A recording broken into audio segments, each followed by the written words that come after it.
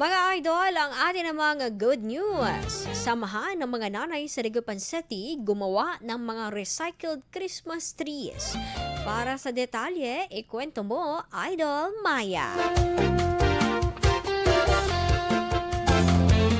Pagdating sa Christmas decorations, no budget?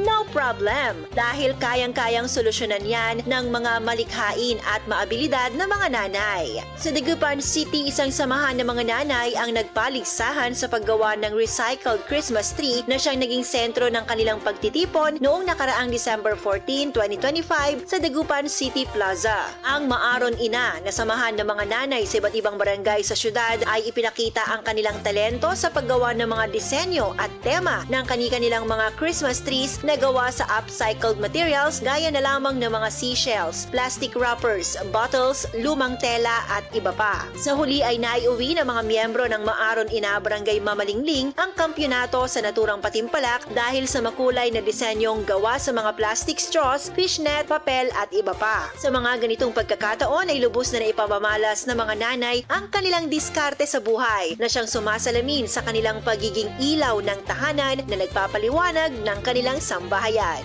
Yan ang ating good news. Ako po si Idol Maya Tatak, IFM. IFM News. IFM News. IFM News.